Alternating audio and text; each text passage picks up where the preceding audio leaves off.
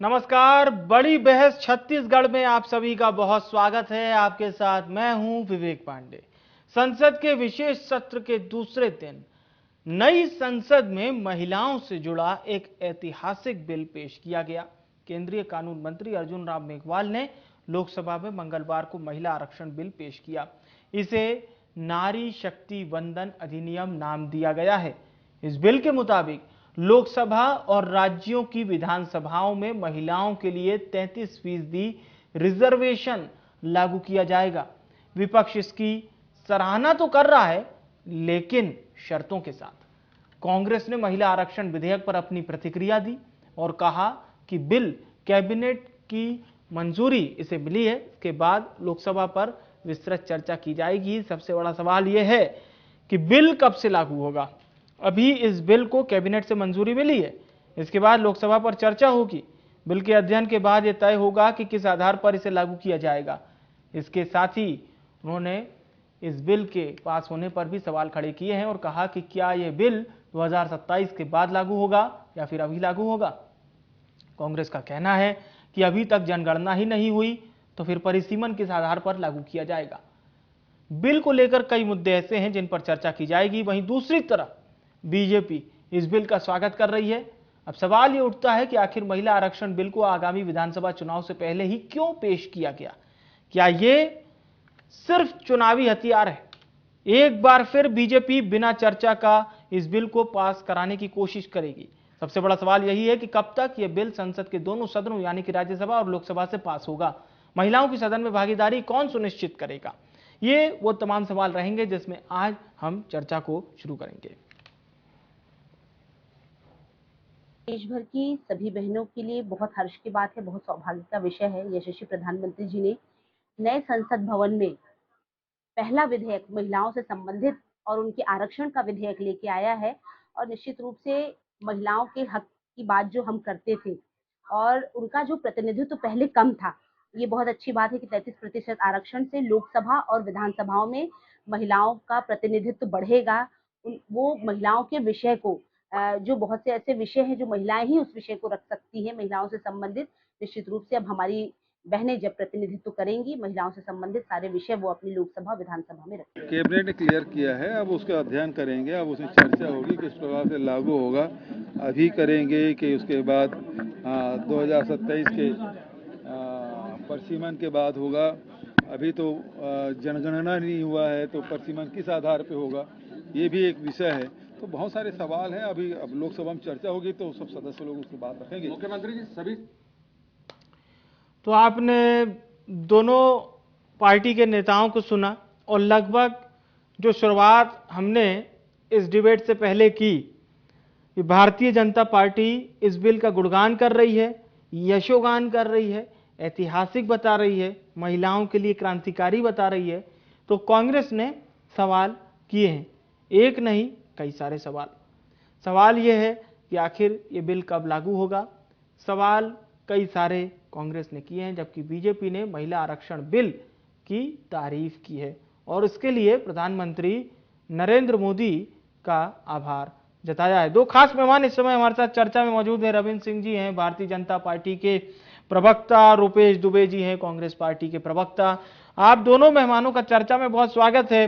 रविंद्र जी से चर्चा की शुरुआत, कितना ऐतिहासिक और महत्वपूर्ण बिल है रविंद्र जी, और भारतीय राजनीति नहीं बल्कि देश की दशा और दिशा कितनी बदलेगी। क्योंकि ये बात मैं इसलिए कह रहा हूं, हम बहुत समय से इस बिल की सुगबुगाहट और चर्चा को सदन और सदन के बाहर भी देख चुके थे, लेकिन ये लटका हुआ बिल ज्यादा था। अब आप लोगों को मौका मिला, आप लोगों ने इसे अमली जामा पहनाने की पूरी ठान ली है।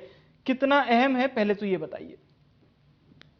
जी, आजादी के बाद मुझे लगता है कि यदि सबसे कोई महत्वपूर्ण बिल आ रहा है तो महिला आरक्षण विधेयक आ रहा है, क्योंकि 70 सालों में प्रयास बस किया गया ईमानदारी से और स्वच्छ नीति से नहीं किया गया था, नियत भी ठीक नहीं थी, नहीं तो महिला आरक्षण को कभी भी पास किया जा सकता है। नरेंद्र मोदी जी नए संसद भवन में पहुंचे हैं और एकदम नई प्रक्रिया, नई क्रांतिकारी का और नए ऐतिहासिक कार्यों का उन्होंने प्रारंभ कर दिया। महिला आरक्षण बिल से महिलाओं के आत्मसम्मान, उनके अधिकार में तो वृद्धि होगी, महिलाओं की स्थिति में व्यापक परिवर्तन जी। होने जा रहा है, ये मैं दावे से कह सकता हूं। और हाँ। एक लाइन और कह रहा हूं, बोलिए सर। विपक्ष जो प्रश्न उठा रहा है 2011 का पॉपुलेशन होगा, परिसीमन होगा, कब से लागू होगा, ये सब बेमानी बातें हैं। पहली बात तो प्रश्न उठाना नहीं था, इसका स्वागत करना था। कल 9 घंटे की चर्चा है लोकसभा में, राज्यसभा से ऑलरेडी पास हो चुका है। मैं तो कह रहा हूं कि इस सप्ताह इस विशेष सत्र में ये विधेयक भी पास होगा और बहुत जल्दी लागू हो जाएगा, क्योंकि हम जानते हैं नरेंद्र मोदी जी और अमित शाह जी जब कोई कार्य प्रारंभ करते हैं तो पूरी योजना के तहत करते हैं, आधा अधूरा नहीं करते हैं। अब दूसरी महत्वपूर्ण बात मैं कहना चाह रहा हूं, पूरे देश की पॉपुलेशन 121 करोड़ के आसपास होगी।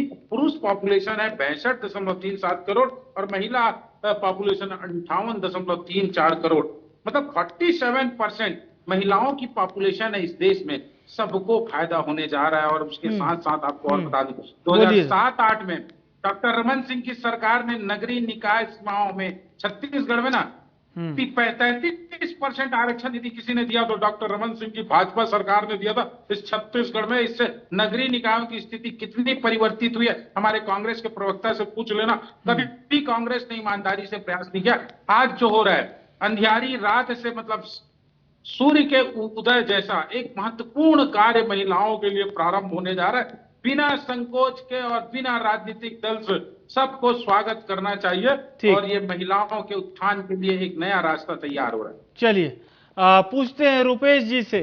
रुपेश जी, क्यों आप लोगों को ऐसा लगता है कि सरकार की कथनी और करनी में अंतर है, या थोड़ा चुनावी सुगबुगाहट भी आप लोग बता रहे हैं इलेक्शन से पहले की, लेकिन देर आए दुरुस्त आए, ऐसे हम स्वागत नहीं कर सकते। खैर, आपकी क्या राय है, मतलब आपकी पार्टी की? रुपेश जी।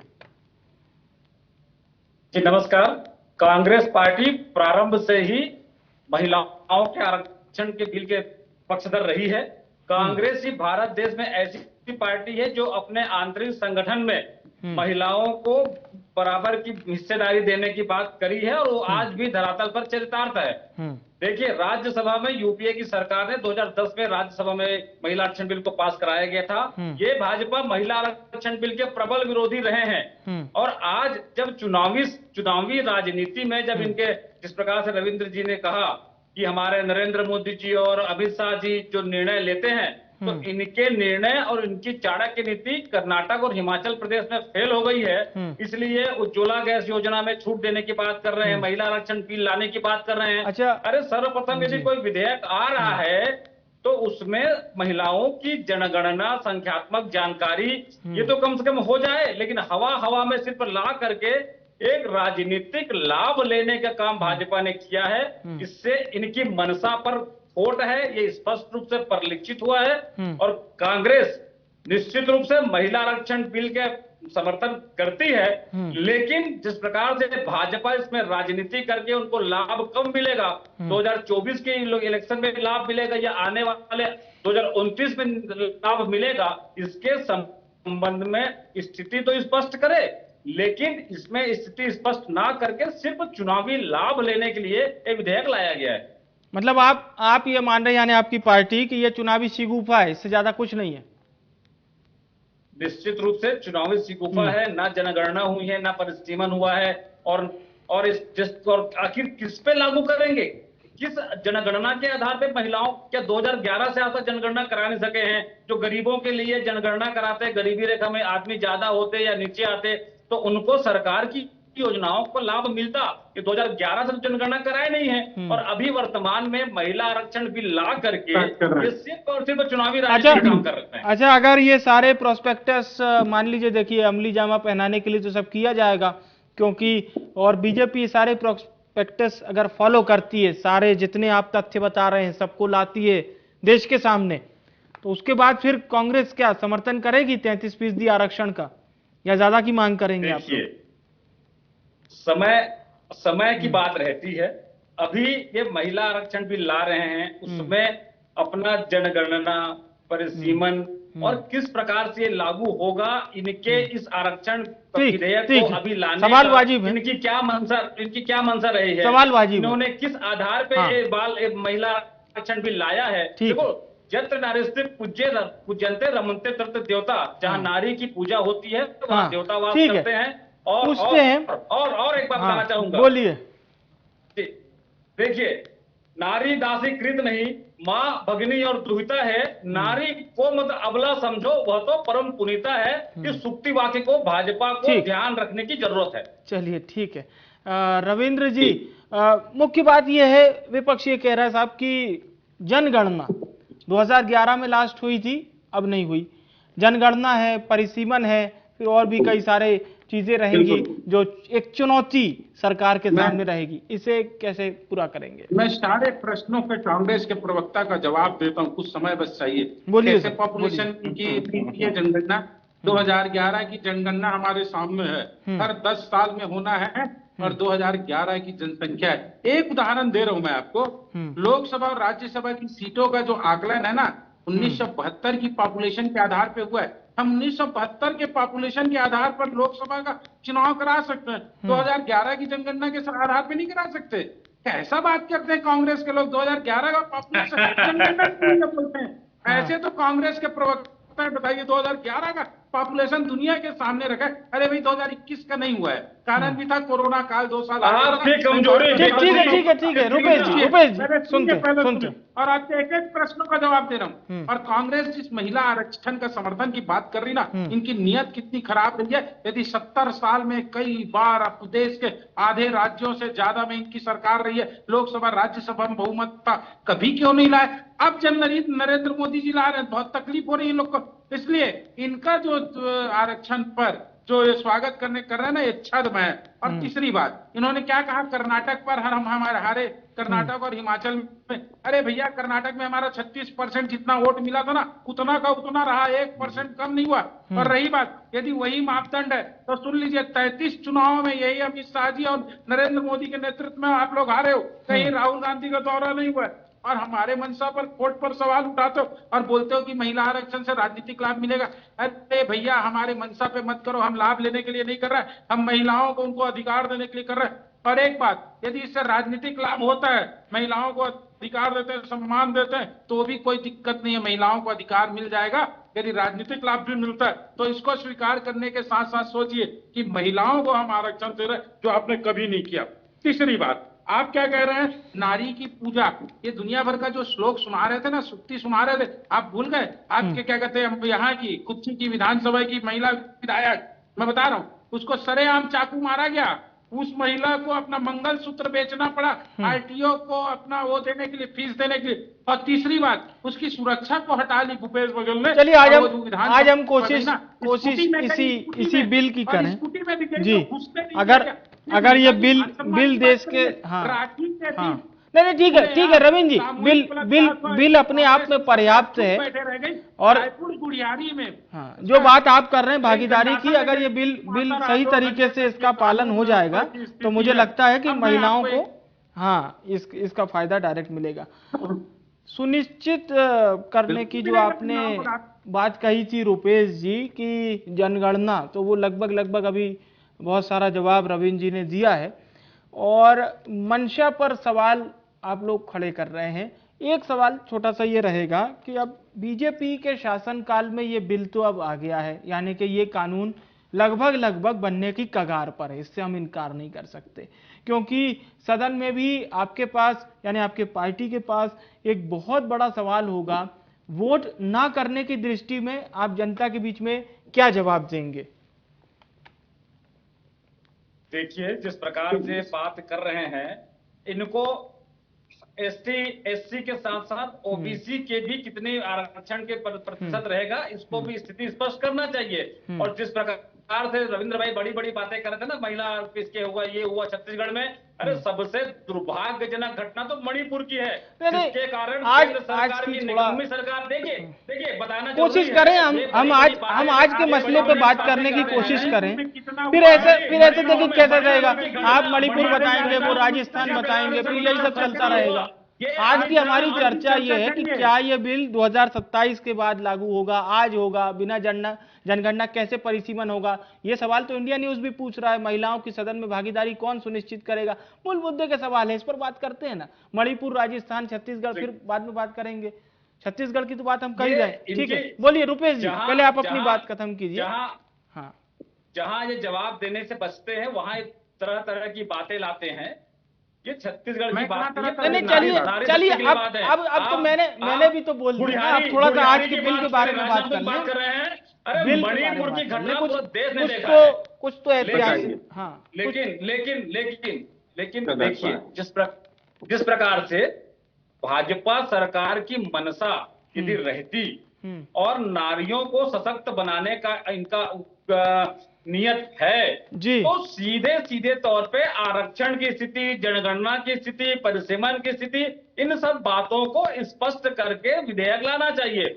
ये विधायक अपने बहुमत के आधार पे यदि पास करा लेते हैं, तो कल के दिन में जो संवैधानिक स्थिति निर्मित होगी, उसके लिए दोषी कौन रहेगा? अभी 2024 के चुनाव को देखते हुए, सिर्फ और सिर्फ 2024 के चुनाव को देखते हुए इनके द्वारा उज्ज्वला गैस योजना, एक बताना चाहूंगा, चूंकि महिलाओं से बात करते हैं, उज्ज्वला गैस योजना की रिफिलिंग की प्रतिशत देख लें, उसके बाद बता दें जिस प्रकार से नारी शक्ति को भाजपा ने उनके हक अधिकार को छीना है, नारी शक्तियों के साथ धोखाधड़ी की है, उसका आने वाले 2024 के चुनाव में इनको मुंह की खानी पड़ेगी। इनको एहसास हो गया है, इसलिए सिगुबत छोड़ दिए हैं और बार बार ये बोलेंगे कि विपक्षी दल विरोध कर रहे हैं। ये अपना पहला व्यतीत देख लें कि भूतकाल में उन्होंने कितना विरोध इसका किया है।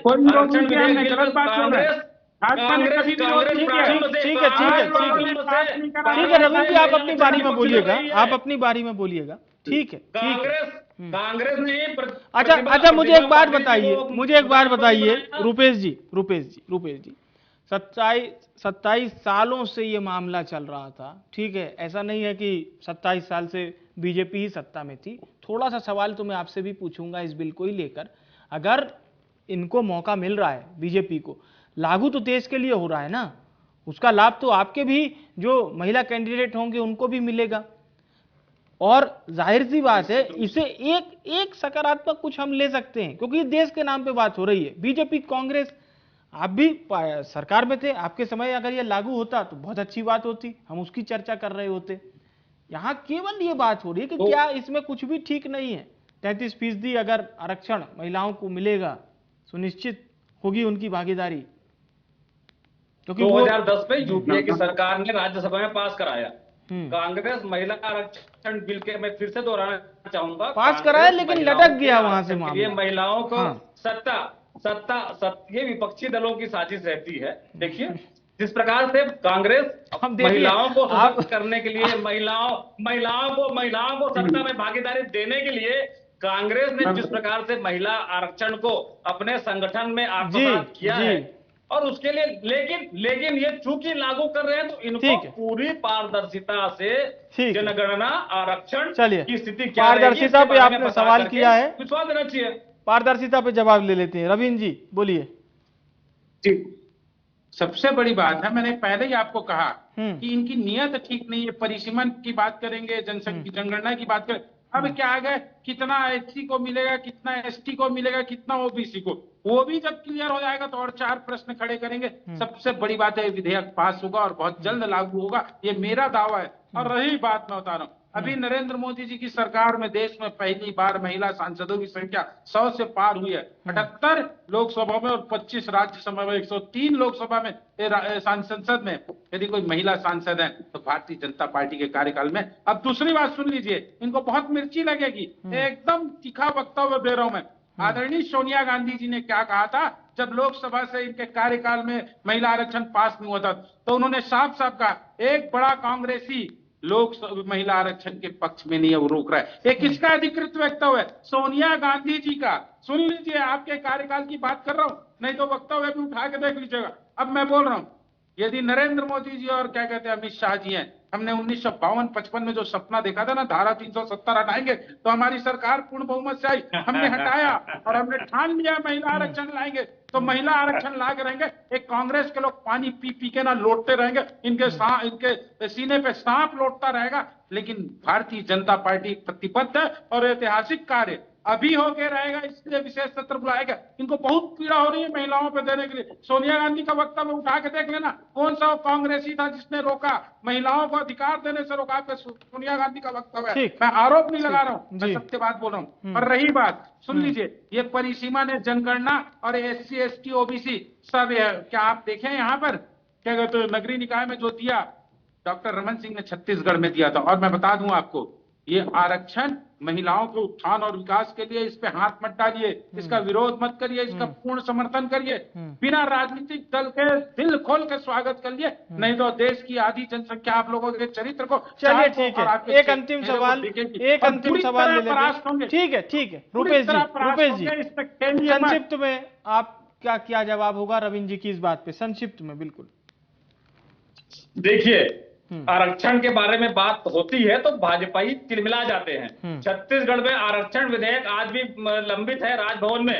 ये भाजपाइयों की साजिश है। यदि भाजपा की नेक नीति होती तो पूरी पारदर्शिता के साथ, मैं फिर से दोहराना चाहूंगा, इनमें पारदर्शिता नहीं है और बहुमत का दुरुपयोग करके जो इस प्रकार से विधेयक लाते हैं, इनकी मंशा में खोट है। नारियों को सशक्त होना चाहिए,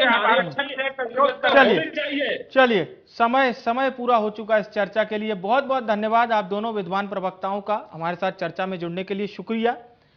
चर्चा हमारी हो रही थी नए महिला आरक्षण बिल को लेकर, और आज आपने भी इसकी काफी चर्चा सुनी होगी। अब सामान्य भाव से समझने की कोशिश कीजिए। 33% आरक्षण महिलाओं के लिए अगर लागू हो गया तो ये समाज के लिए अच्छा होगा, और कब लागू होगा, इसको सरकार किस तरह से लागू करेगी, ये तमाम दिनों में आपको पता चलेगा। लेकिन एक अच्छा फैसला, बड़ा फैसला जो 27 सालों से लिया जा रहा था, कोशिश की जा रही थी, बहरहाल अब जाकर ये बिल पास हुआ है। लोकसभा में चर्चा होगी, यानी कि लोकसभा में अब दोनों ही पार्टियां इस पर चर्चा करेंगी। क्या कुछ चर्चा में शामिल होगा ये आने वाले समय में देखा जाएगा। फिलहाल के लिए बड़ी बहस में इतना ही। मुझे आने विवेक को दीजिए इजाजत। नमस्कार।